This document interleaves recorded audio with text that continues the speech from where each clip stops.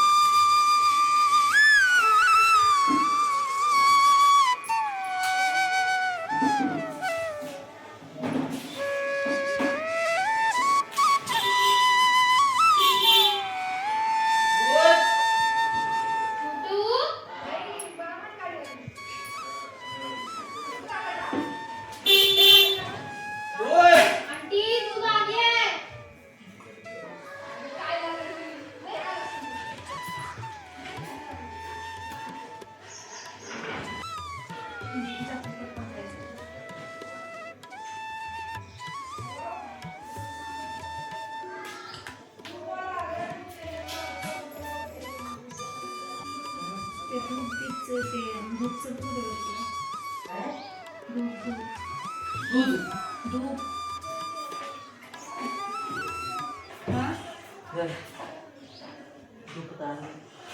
अशी वाकडी तिकडे करून देतात का? ती अशी पडणार नाही का खाण्याच्या त्या?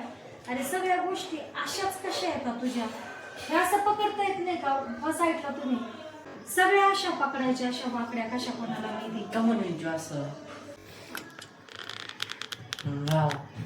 हाय हॅलो नमस्कार सर्वांना, श्री स्वामी समर्थ. तर आज आषाढी एकादशी आणि आषाढी एकादशीच्या दिवशी सकाळचं काही जे आपलं सडा रांगोळीचं जे काम असतं तर ते बाहेरचं आवरलं होतं आणि आता घरातलं देखील आवरून म्हटलं देवपूजा करावी. परंतु देवपूजेच्या अगोदर म्हटलं पहिलं उंबऱ्याला हळदीलेपन करावं, म्हणजे कसं की लक्ष्मीला येण्यासाठी आपले द्वार अगदी सजलेलं अगदी छान पाहिजे. म्हणून मग पहिलं हळदीलेपन करून घेतलं आणि म्हटलं मग आता जे आहे ना तर देवाची पूजा करायला, देवांना अभिषेक वगैरे घालून आज आंघोळ घालायची होती. पण आमच्या मम्मीने बनवलेली रांगोळी किती भारी दिसते यूट्यूबवरची. काय कर मम्मी बोलू नको काही, फक्त घेत राहा, म्हणजे बाहेरचा पण साऊंड ऐकायला त्याच्यामध्ये. बाहेर कोणी नाही. असे टोन नाक हातपाय असं कोणी नाही बनलं. शांत बस.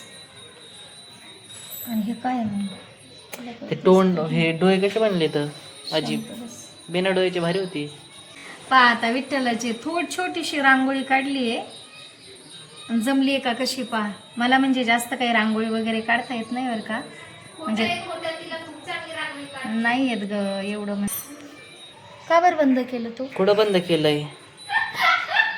आणि तरी पण काढते मी तशी, म्हणजे माणसाची आवाज येणार नाही टायमाला जे आहे ना.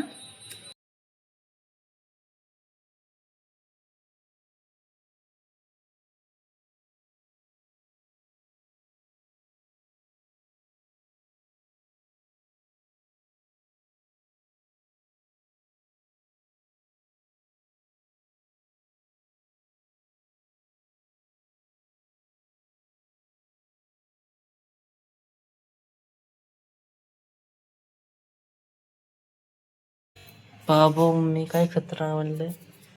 माझी आवाज बोलल्यावर काही वेगळी येते आणि ऐकल्यावर काही वेगळी येते माहितीये का? तुला तसं वाटतं का कधी?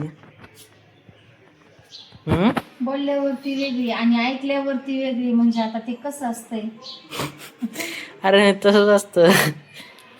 आता माझी आवाज मी असं ऐकते भारी भारी वाटते. व्हिडिओमध्ये ऐकल्यावर अशी गायबच वाटते. असं वाटतं माझा गळा बसलाय.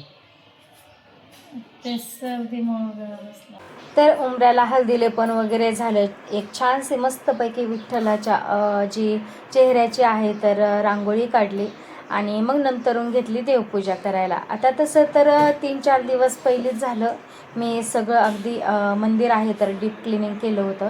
तर कारण म्हटलं आता एकादशी देखील आली आणि चांगले 15-20 दिवस झाले होते की म्हणजे एकदम डीप क्लिनिंग नव्हती केली मंदिराची. तर मग 3-4 दिवसापूर्वीच सर्व काही सफाई केली होती आणि आज फक्त जे आहे ना तर मला देवांना अभिषेक घालायचा होता. म्हणजे छानपैकी अगदी देवांना अभिषेक घालून आंघोळ घालायची होती.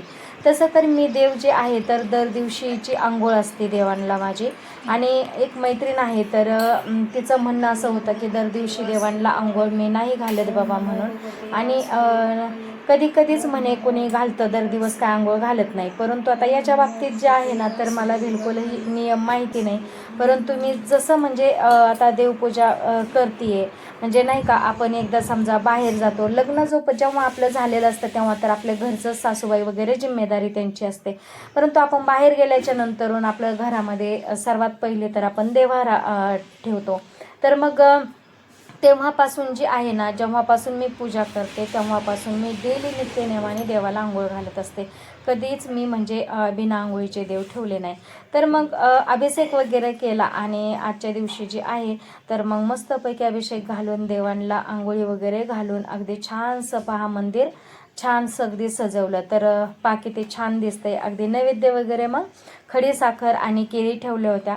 आज चिप्स वगैरे देखील म्हटलं आता तळल्याच्या नंतरून मग काही फराळीच्याला ठेवल. तर मग आता तयारीला लागते. नाही वरती वाळू घालून ये.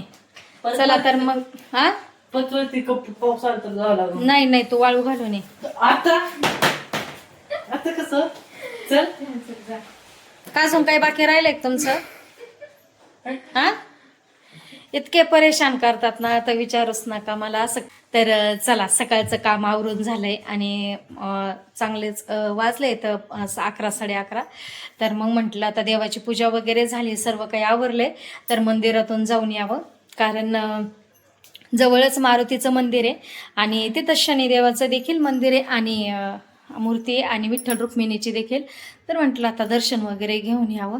कारण आज कसं म्हणजे पटकन सर्व काही काम आवरले तर कारण स्वयंपाक वगैरे काही नाही आणि खिचडी परतायची आहे, शाबूची खिचडी. परंतु म्हटलं आता तिकडनं आले ना मगच परतून घेईन. तोपर्यंत फौजी साहेब पण ड्युटीवरतून येत आहेत तर मग सांगतेच फराळाचं करायला येत आहे. तर मग घरचं आवरल्याच्या नंतरून वेळ होता तर म्हटलं संध्याकाळच्या वेळेला न जाता आता सकाळी जर वेळ आहे तर म्हटलं मग आत्ताच आपल्याला मंदिरातून जाऊन यायला पाहिजे. कारण परत पण नंतरून काय होतं 4 वाजल्याच्या नंतरून कधी कधी तर 3च्या नंतरूनच वातावरण अगदी खराब होतं आणि लगेच पावसाला सुरुवात होते बघा. तर पाऊस पण असा काही रपारपा पटकन येऊन पटकन लगेच उघडून पण जात नाही, अशी भुसभुस त्याची पावसाची चालूच असते. म्हणून मग जवळच आमच्या तिथे मारुती रायाचे मंदिर आहे आणि मारुतीच्या मंदिरामध्येच विठ्ठल रुक्मिणीची मूर्ती आणि शनिदेवाची देखील मूर्ती आहे. तर म्हटलं आज शनिवार देखील आहे आणि मग मारुती रायाचे पण दर्शन होईल, शनिदेवाचे देखील होईल आणि विठ्ठल रुक्मिणीचे देखील दर्शन होईल. म्हणून मग आम्ही इथं जवळच्याच मंदिरामध्ये आलो. तसं तर पाहिलं तर म्हणजे अजून एक विठ्ठल रुक्मिणीचं मंदिर आहे, परंतु मग हे त्यापेक्षा हे जवळ पडतं त्यामुळे मग आम्ही इकडेच येत असतो. कारण कसं मंदिर कोणतंही असो आपल्याला देवदर्शनाशी मतलब असतो आणि आशीर्वाद घेण्याशी मतलब असतो. तर मग मंदिरात यायच्या अगोदर जे आहे तर थोडेसे मग जे राजगिऱ्याचे लाडू असतात ना तर त्याचे 4-5 पॅकेट घेतले. म्हटलं तिथं जे आहे तर थोडासा प्रसाद देखील वाटायला होईल. कारण नारळ वगैरे जे आहे तर आज कोणीही फोडत नव्हतं तिथं. तर मग नारळ वगैरे काही घेतलं नाही. तर मग ते छानपैकी दर्शन झालं. कारण सकाळच्या वेळेला जे आहे तर जास्त काही गर्दी नव्हती. थोडे म्हणजे लोक जसे जसे दर्शनाला येत होते तसे लगेच पटकन जात होते, म्हणजे जास्त काही गर्दी नव्हती. म्हणून मग दर्शन वगैरे देखील अगदी छानपैकी झालं आणि लगेच मग परत आम्ही घराकडे आलो. घरी आल्याच्या नंतरून मात्र मग जे आहे तर फराळीचं वगैरे परतीलं, परत देवाला नैवेद्य वगैरे दाखवला आणि नैवेद्य वगैरे दाखवून झाल्याच्या नंतरून फौजी साहेब देखील ड्युटीवरतून आले आणि आज जे आहे ना तर एक मोठं सरप्राईज भेटलं पहा. सरप्राईज म्हणजे असं भेटलं की फौजी साहेबांना जे आहे ना तर त्यांच्या ऑफिसमध्ये कोल्हापूरची महालक्ष्मी जी आहे तर त्यांचा फोटो भेटला. तर महालक्ष्मीचा फोटो अगदी या दिवशी म्हणजे घरी आला आणि इतका छान फोटो आहे ना तो, अगदी खूप मस्त आणि मोठा फोटो आहे अगदी. तर अगदी माझं मंदिर आहे ना तर त्या मंदिराच्या मधोमध लावायला अगदी खूप छान वाटतंय ना, अगदी बसतोय छानपैकी. तर तो त्यांच्या ऑफिसमधून त्यांना गिफ्ट भेटला होता. तर मुलं म्हणत म्हणत होते की मम्मी आज श्रीहरी विष्णू जसं पाताळामध्ये शयन करण्यासाठी जातात तर जी महालक्ष्मी आहेत तर त्या आपल्या घरी आल्यात. तर म्हटलं हो, अगदी खूप मनाला प्रसन्न आणि अगदी खूप आनंद झाला पा. म्हणजे असं वाटत होतं ना की खरंच कोल्हापूरची जी आई आहे माता लक्ष्मी महालक्ष्मी जी आहे तर ती आपल्या घरी आली आहे म्हणून. तर दुपारून जी आहे तर मग छोटंसं अगदी जे 700 श्लोकी भागवत असतं तर त्याची माझी पोथी जी आहे तर वाचून झाली. अगदी छानपैकी आरती वगैरे करून घेतली आणि आजच्या एकादशीचा जी दिवस आहे तर या प्रकारे गेला. चला तर मग भेटूया पुढच्या व्लॉगमध्ये. आजचा व्हिडिओ जर तुम्हाला आवडला तर नक्कीच व्हिडिओला लाईक शेअर करा. तोपर्यंत तुम्हा सर्वांना श्री स्वामी समर्थ.